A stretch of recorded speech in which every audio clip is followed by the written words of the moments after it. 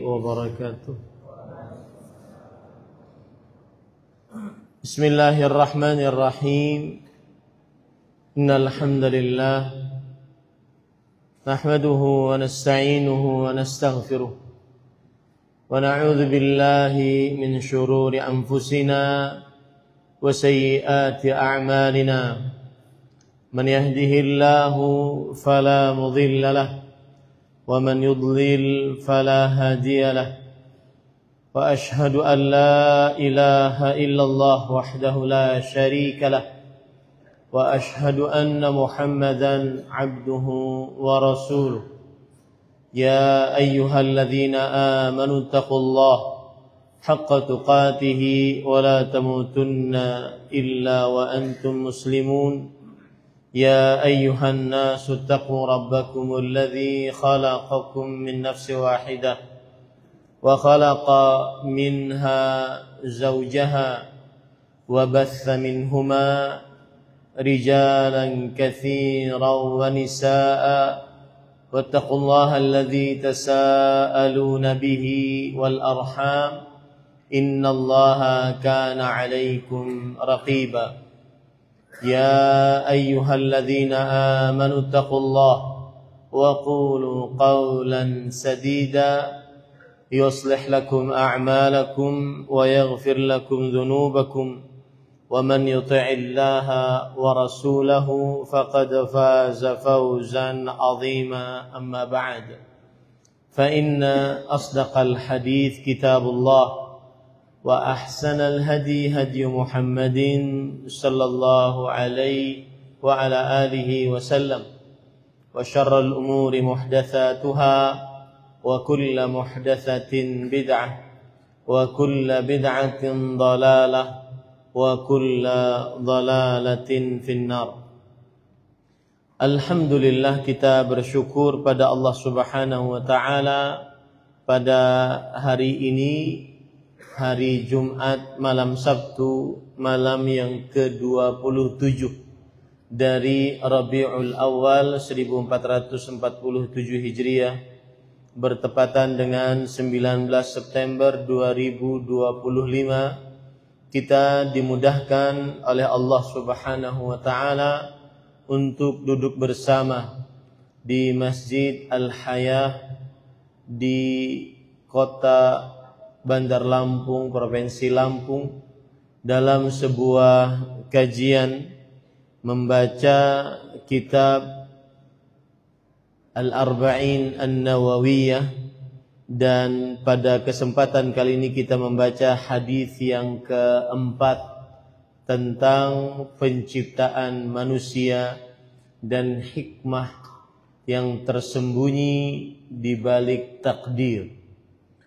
Salawat dan salam semoga selalu Allah berikan kepada Nabi kita Muhammad sallallahu alaihi wa ala alihi wasallam, pada keluarga beliau, para sahabat, serta orang-orang yang mengikuti beliau sampai hari kiamat kelak. Dengan nama-nama Allah yang husna dan sifat-sifatnya yang ulia, kita berdoa, Allahumma inna nas'aluka ilman nafi'an wa rizqan tayyiban wa amalan mutaqabbala. Allahumma amin. Ahibati fillah, afani Allah wa iyyakum. Para jamaah sekalian yang saya cintai karena Allah, jamaah Masjid Al-Hayah Bandar Lampung, semoga Allah Subhanahu wa taala selalu memberikan afiat kepada kita di dunia dan di akhirat. Dalam kesempatan kunjungan kali ini ke Lampung setelah mungkin hampir di atas 8 tahun saya tidak ke Lampung, kita ingin mempelajari hadis-hadis yang ada di dalam kitab Al-Arba'in An-Nawawiyah.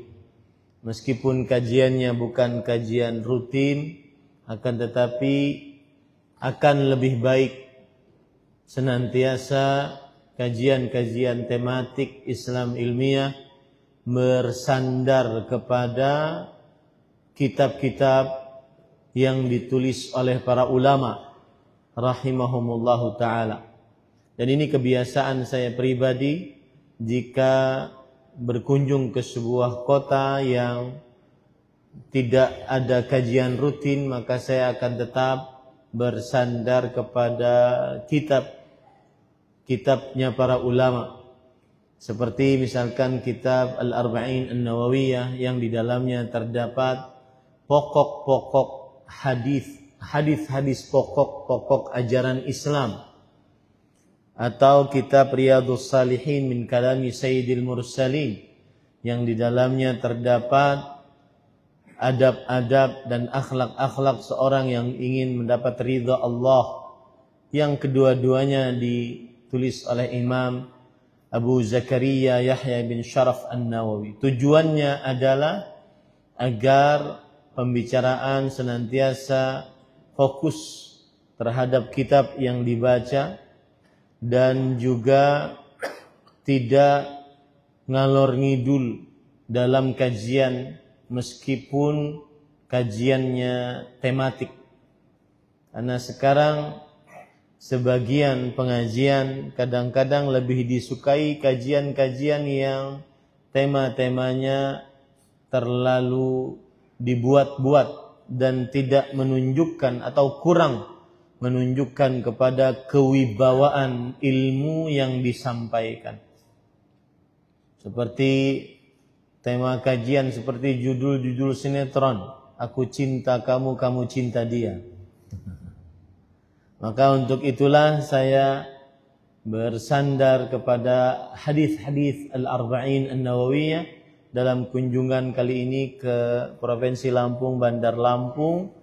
Semoga kita bisa belajar bersama dari hadis-hadis 40-an hadis yang dikumpulkan oleh Imam An-Nawawi rahimahullah, yang merupakan pokok-pokok hadis ajaran Islam, hadis-hadis pokok dari ajaran Islam. Para ikhwan yang dirahmati oleh Allah Subhanahu wa taala, hadis yang akan kita pelajari pada kesempatan kali ini adalah hadis yang keempat, dan hadis ini hadis yang agung. Kita baca hadisnya.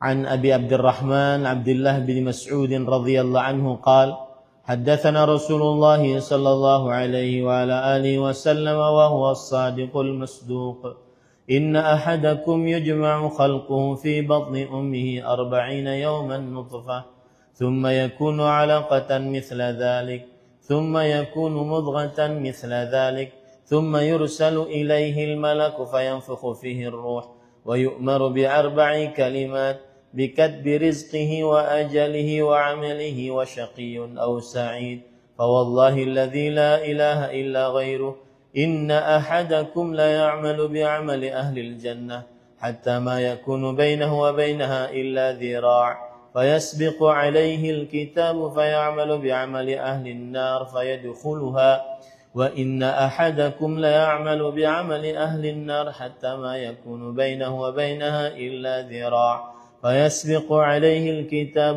فيعمل بعمل أهل الجنة فيدخلها رواه البخاري ومسلم. Dari Abu Abdurrahman Abdullah bin Mas'ud radhiyallahu anhu, beliau berkata, Rasulullah sallallahu alaihi wa alihi wasallam menyampaikan kepada kami, dan beliau adalah orang yang benar dan dibenarkan. Sesungguhnya setiap kalian dikumpulkan penciptaannya di perut ibunya sebagai setetes mani selama 40 hari. Kemudian berubah menjadi setetes darah selama 40 hari. Kemudian menjadi segumpal daging selama 40 hari. Kemudian diutus kepadanya seorang malaikat, lalu ditiupkan ruh padanya, dan dia diperintahkan untuk menetapkan 4 perkara. Menetapkan rizkinya, ajalnya, amalnya, dan nasibnya celaka atau bahagia. Demi Allah yang tidak ada ilah selainnya, sesungguhnya di antara kalian ada yang melakukan perbuatan ahli surga hingga jarak antara dirinya dan surga tidak tinggal sehasta, akan tetapi telah ditetapkan baginya ketentuan. dia melakukan perbuatan ahli neraka, maka masuklah dia ke dalam neraka. Sesungguhnya di antara kalian ada yang melakukan perbuatan ahli neraka, hingga jarak antara dirinya dan neraka tinggal sehasta. Akan tetapi telah ditetapkan baginya ketentuan, dia melakukan perbuatan ahli surga, maka masuklah dia ke dalam surga. Hadis riwayat Bukhari dan Muslim. Ahibati fillah, afanillahu iyyakum. Para Bapak Ibu saudara-saudari kaum muslimin yang saya cintai karena Allah, poin pertama dari hadis ini adalah biografi sahabat Nabi yang meriwayatkan hadis ini. Kita ingin belajar sejarah dari para sahabat Nabi. Mengapa mereka sampai mendapatkan gelar tertinggi di dunia ini, radhiyallahu anhum, dan di akhirat. Mengapa mereka dipuji oleh Rasul sallallahu alaihi wasallam menjadi khairun nas, manusia paling terbaik. Mengapa mereka dijanjikan surga seluruh dari mereka, wa kullan wa'adallahu al-husna. Semua dari para sahabat Nabi radhiyallahu anhum dijanjikan surga. Maka rawi yang meriwayatkan hadis ini disebutkan tadi adalah Abu Abdurrahman Abdullah bin Mas'ud radhiyallahu anhu. Para ikhwan yang dirahmati oleh Allah Subhanahu wa taala, yang pertama Imam Nawawi rahimahullah menyebutkan Abu Abdurrahman. Ini adalah kunyah. Ini adalah kunyah. Dan kunyah termasuk dari sunnah Rasul sallallahu alaihi wa ala alihi wasallam. Kunyah termasuk dari sunnah Rasul sallallahu alaihi wasallam. Bahkan ada kisah dari Fadilat Syekh kami, Syekh Abdul Razak bin Abdul Muhsin Al-Badr hafizahumullah. Beliau diberikan anak, rezeki oleh Allah seorang anak perempuan, dan beliau beri nama anaknya Lubabah. Kemudian Lubabah tersebut meninggal saat kecil. Meskipun meninggal saat bayi, maka beliau tetap memberikan kunyah terhadap bayi tersebut yang meninggal. Ini termasuk sunnah Rasul yang mahjurah di tengah kaum muslimin. Kaum muslimin mempunyai kunyah. Kunyah adalah sebutan yang diawali dengan abu untuk laki-laki dan ummu untuk perempuan.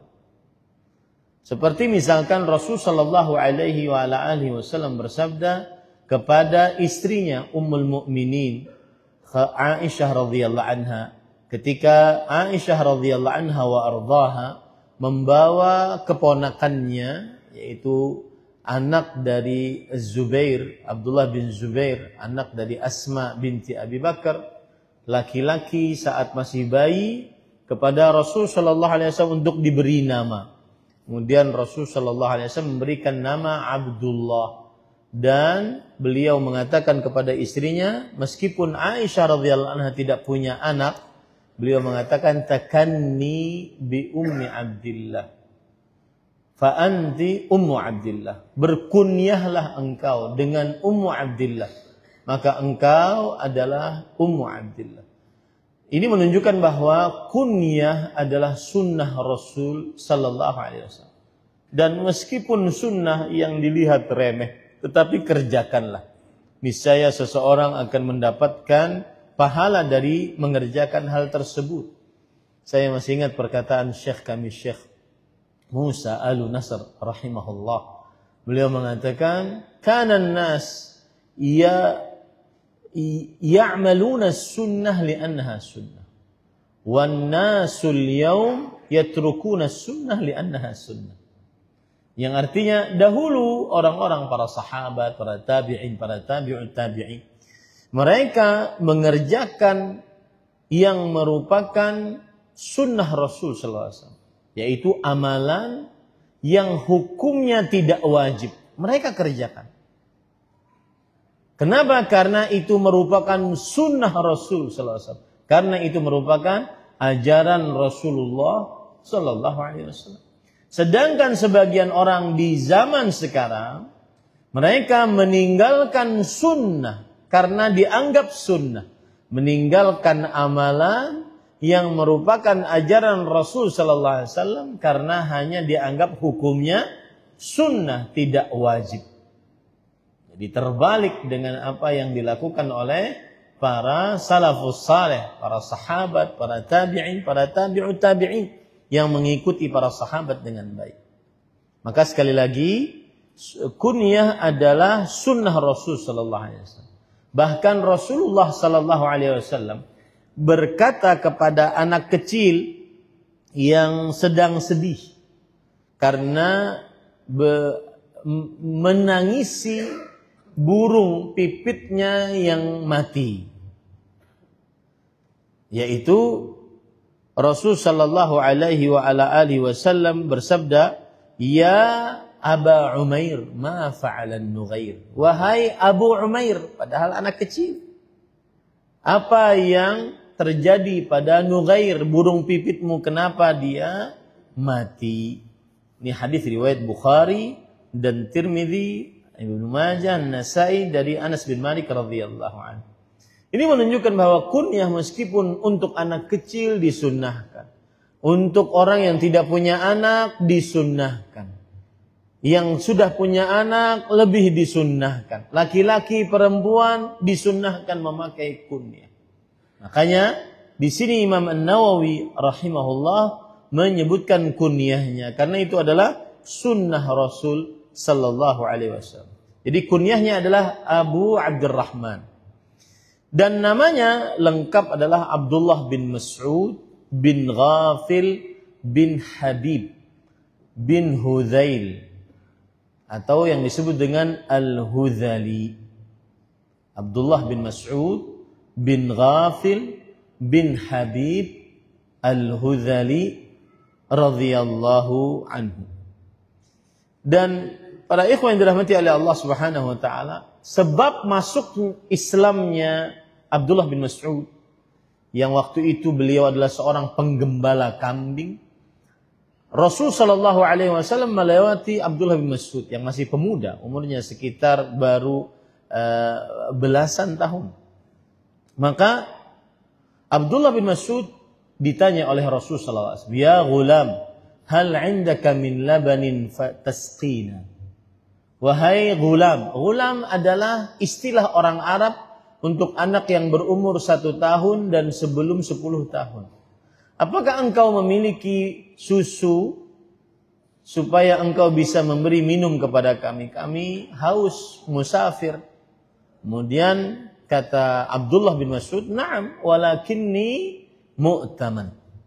Iya, akan tetapi aku adalah seorang pekerja yang diberi amanah untuk menggembala kambing ini. Kambing ini bukan milik. Sini pelajaran berarti terutama kepada seluruh yang sudah mengaku mengikuti dakwah sunnah. Saya sering mengangkat ini di hari-hari ini, bahwa yang namanya dakwah sunnah, dakwah tauhid, bukan hanya mengajak kepada berdoa hanya kepada Allah, tidak berdoa kepada orang mati. Bukan hanya mengajak kepada percaya hanya kepada Allah, tidak percaya kepada tukang ramal, dukun, pawang hujan. Bersandar hanya kepada Allah, tidak memakai jimat. Bukan hanya itu tauhid.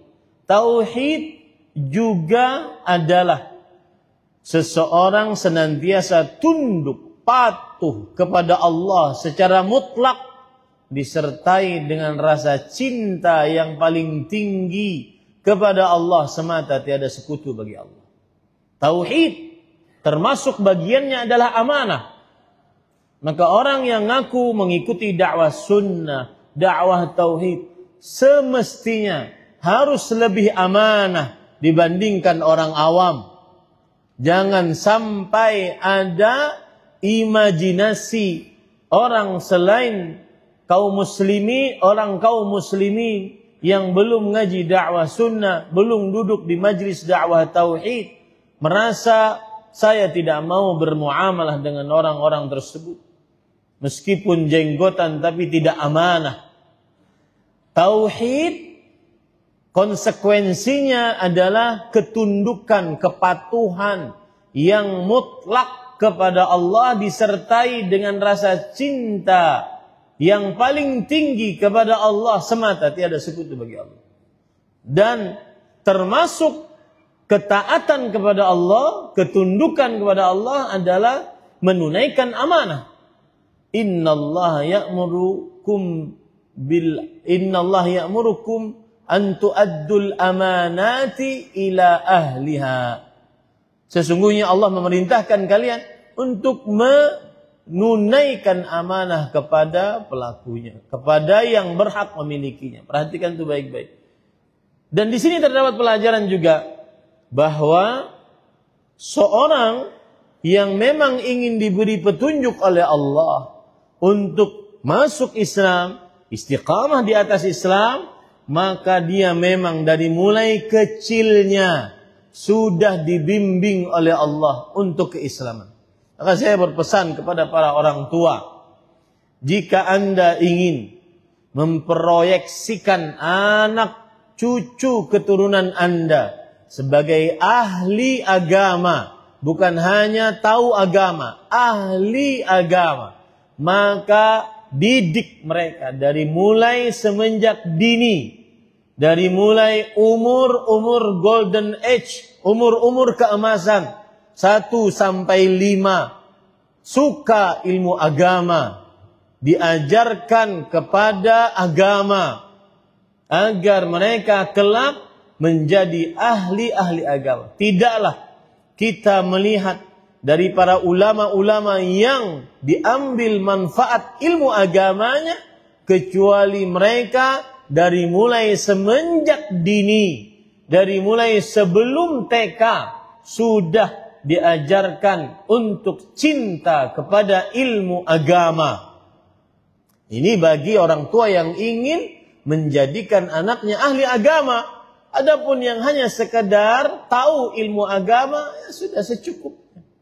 Apalagi kalau seandainya dia sekolah di sekolah umum. Kita tahu bersama kurikulum agama di negara kita ini, meskipun kita mayoritas muslim bahkan di dunia, tetapi kurikulum agama terutama di sekolah umum sangat minim sekali. Maka pesan saya, jika Anda ingin anak Anda sebagai pewaris Nabi, sebagai ahli agama, sebagai pendakwah ulama Islam, maka proyeksikan mereka dari mulai semenjak dini.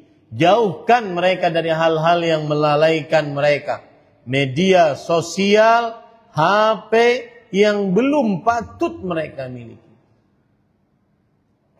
Ini para ikhwan yang dirahmati oleh Allah. Kadang sedih, sebagian yang sudah ngaji di majlis-majlis ilmu, dia biarkan bapaknya ngaji, kemudian dia kasih anaknya HP agar diam. Ini tidak benar. Akhirnya di majlis ngaji, anaknya nonton hal-hal yang tidak bermanfaat. Bapaknya ikut ngaji. Taib. Walakinni mu'taman. Tapi aku hamba, aku pekerja yang diberi amanah. Kemudian Rasulullah SAW berkata, hal indaka jad'ah lam yanzu 'alaiha al-fahad.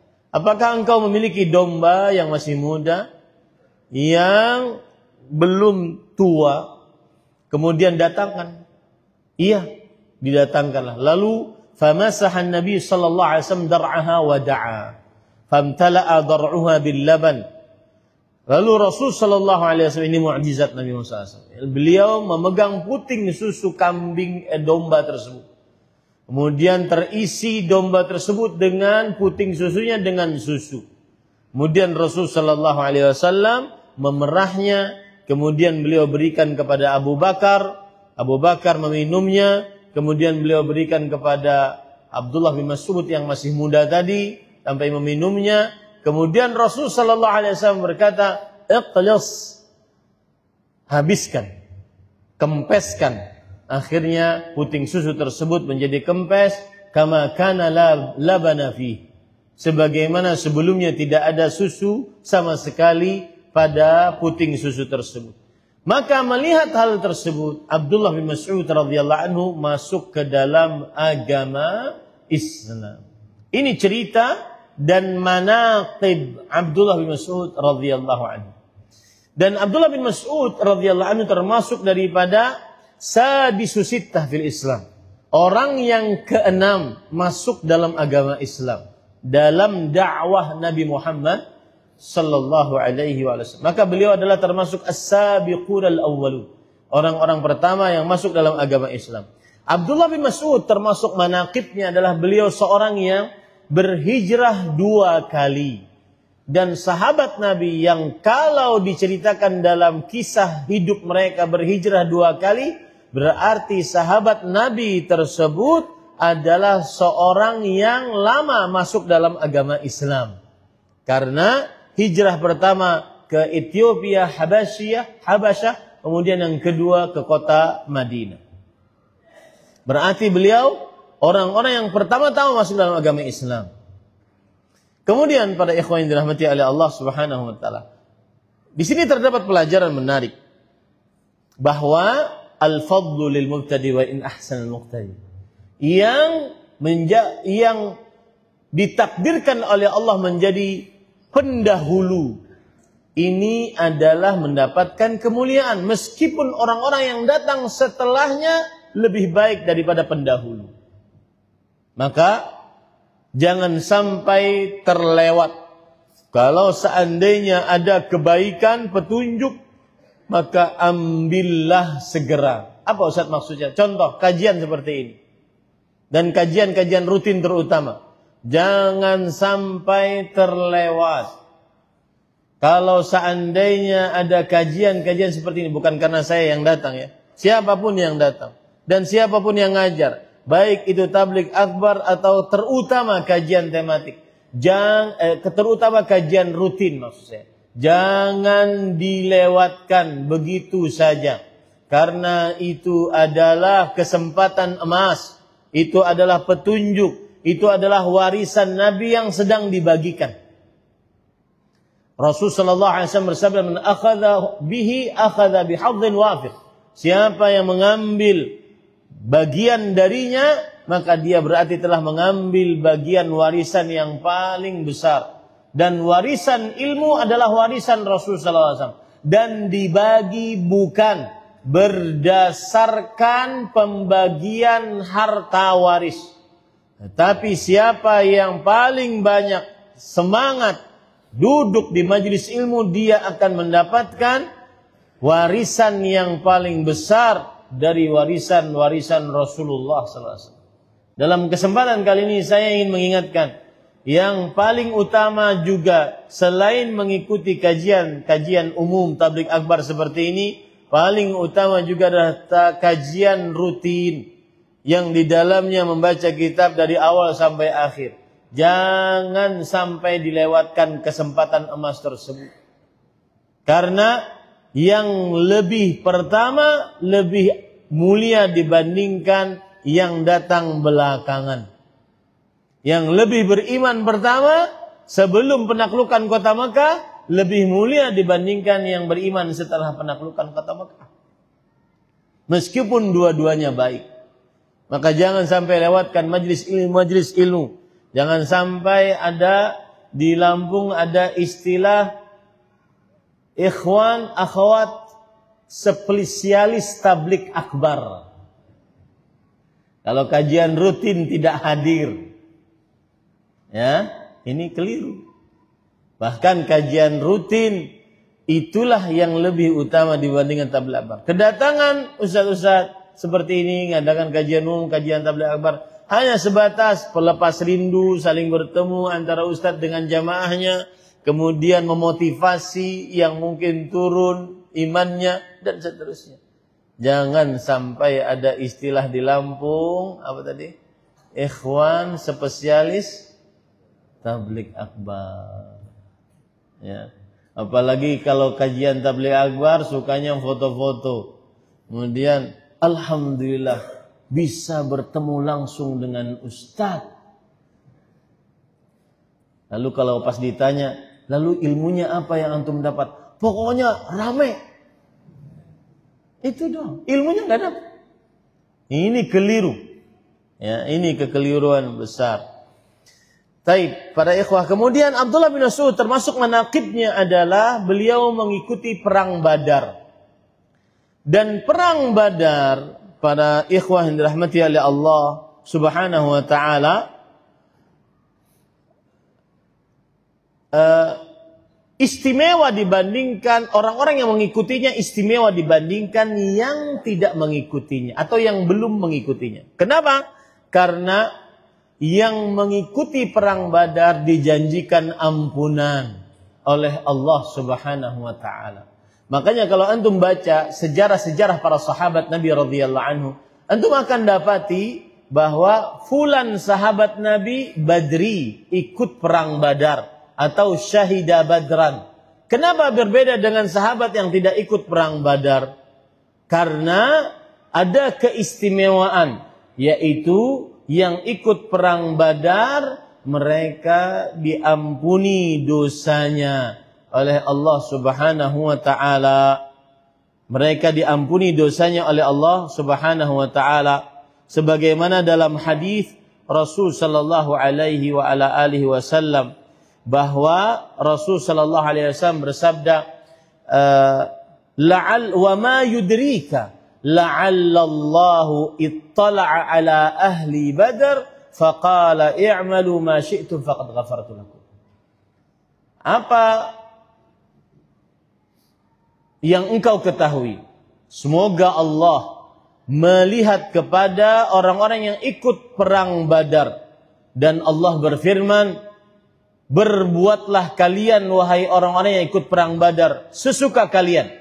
Sungguh aku telah mengampuni dosa-dosa kalian. Ini istimewanya orang yang ikut perang Badar. Hadis riwayat Bukhari dan Muslim. Dan termasuk yang ikut perang Badar Abdullah bin Mas'ud radhiyallahu anhu. Abdullah bin Mas'ud termasuk manaqibnya adalah sahibu sirri Rasul sallallahu alaihi wasallam. Beliau adalah sahabat Nabi yang menyimpan rahasia-rahasia Rasul sallallahu alaihi wasallam.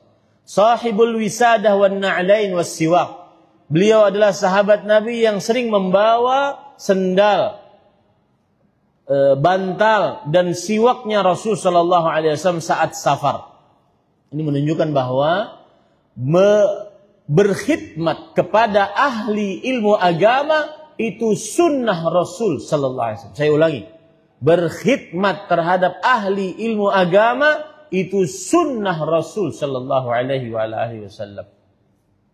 Kemudian para ikhwan yang dirahmati oleh Allah, termasuk keistimewaan dari Abdullah bin Mas'ud radhiyallahu anhu adalah beliau sudah hampir tidak ada batasan dengan keluarga Rasulullah sallallahu alaihi wasallam.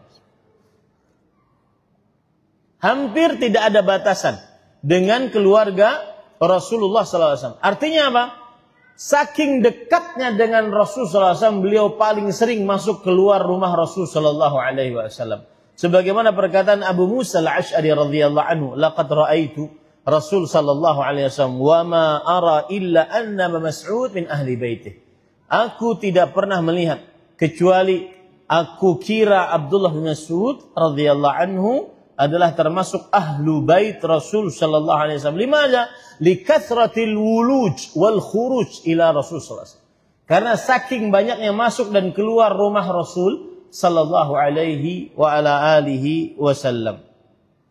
Kemudian salah satu keistimewaan dari Abdullah bin Mas'ud radhiyallahu anhu adalah disebutkan dalam kitab Musnad Imam Ahmad dan Musannaf Ibnu Abi Syaibah, bahwa suatu ketika beliau memanjat pohon kurma untuk mengambil kurma.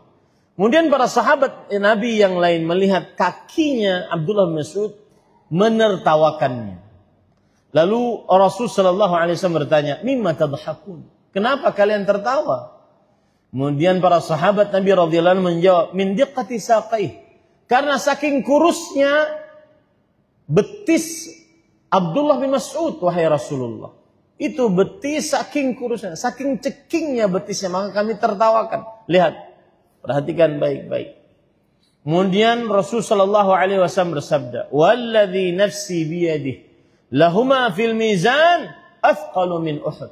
Demi jiwaku yang berada di tangannya, demi Allah, sungguh dua betis yang kalian tertawakan tersebut lebih berat di timbangan dibandingkan gunung Uhud. Apa pelajaran yang kita bisa ambil dari hadis ini? Banyak sekali pelajaran yang kita bisa ambil dari hadis ini. Yang pertama, bahwa salah satu yang akan ditimbang kelak di hari kiamat adalah tubuh kita. Di samping buku catatan amal kita ditimbang, perbuatan dan ucapan kita ditimbang, serta tubuh kita pun ditimbang. Tubuh kita pun ditimbang. Makanya nanti ada hadis-hadis Rasul sallallahu alaihi wasallam.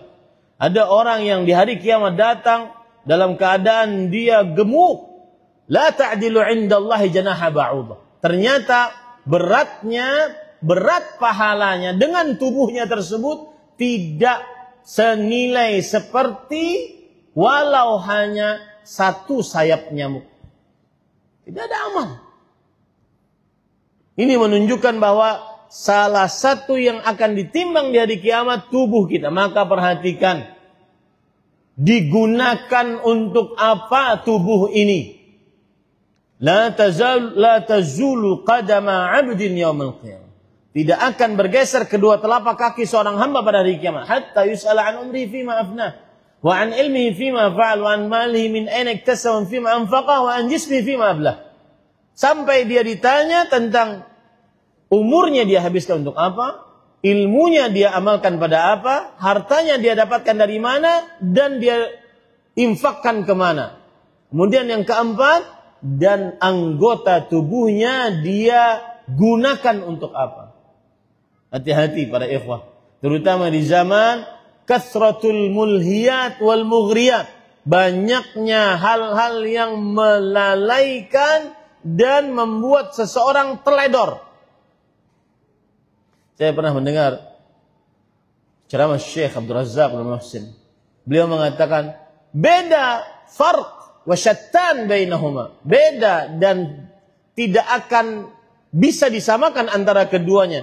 Seorang yang di malam hari sebelum tidur pegang HP, sampai tidur, sampai HP-nya lepas darinya, dia dengan HP tersebut melihat hal-hal yang diharamkan. Atau minimal yang tidak bermanfaat. Sampai tidur. Bahkan kadang begadang malam sampai tidur. Dengan orang yang melihat HP, tapi dari HP tersebut dia ingin menghafal zikir-zikir, bacaan-bacaan, doa sebelum tidur yang begitu banyak. Yang suatu saat nanti dia akan tinggalkan HP-nya karena sudah hafal. Beda antara dua ini. Gunakan anggota tubuhmu sebaik-baiknya. Karena itu akan dihisab oleh Allah Subhanahu wa ta'ala.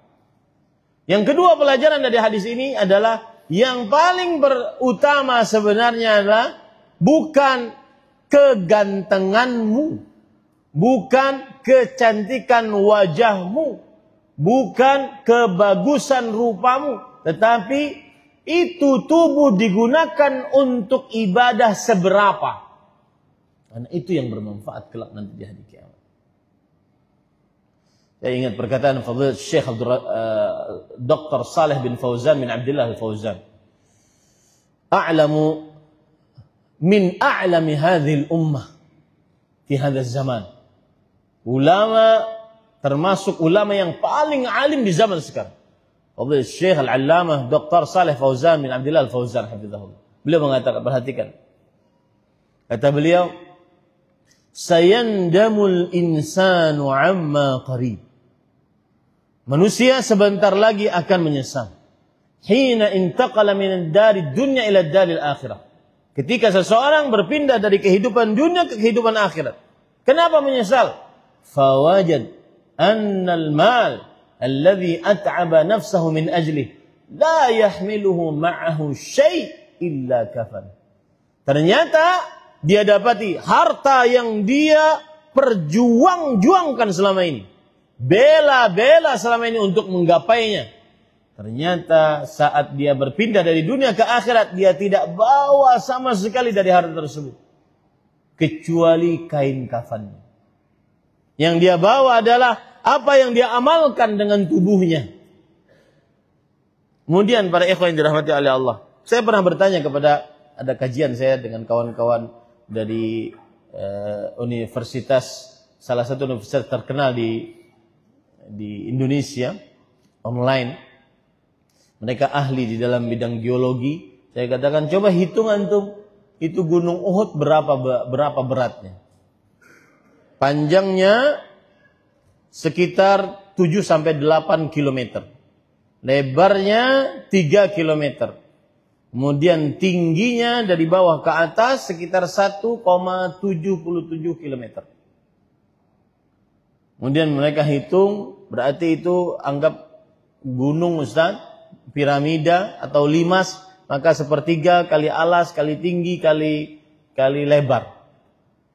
Kemudian gunungnya berarti batu andesit, anggap seperti itu. Keluar berapa antum tahu? 18,80 miliar ton.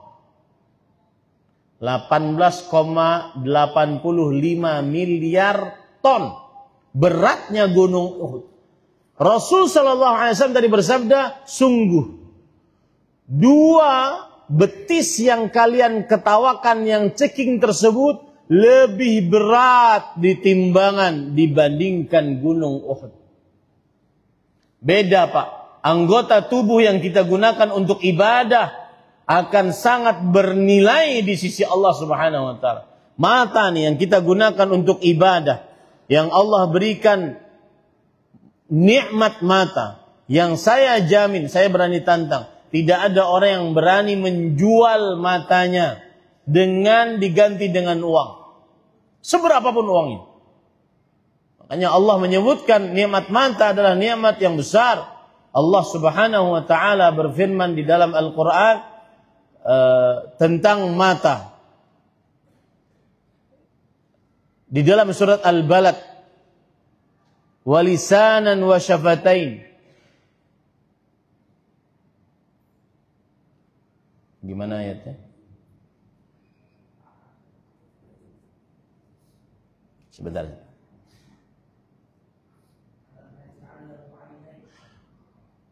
Alam naj'al lahu 'ainain. Bukankah kami telah jadikan untukmu dua mata? Abdullah bin Mubarak rahimahullah ketika membaca ayat ini di dalam salat malam beliau menangis sampai pagi. Bukankah kami telah jadikan bagimu dua mata, bagi manusia dua mata? Kemudian ketika pagi beliau ditanya, "Maaf kait, apa yang menyebabkan engkau menangis?" Kemudian beliau mengatakan, "Hal bitta lailah syakiran lillah an ja'ala laka 'ainaini tubsiru bihima." Apakah engkau pernah berfikir kepada Allah Subhanahu wa taala, bersyukur atas nikmat dua mata yang dengannya engkau bisa melihat? Kita sekarang ini tidak merasakan nikmatnya mata, karena kapan matahari terbenam, maka pada saat itu kita cuma tinggal klik listrik, akhirnya keluar cahaya. Kita tidak bisa merasakan nikmat mata.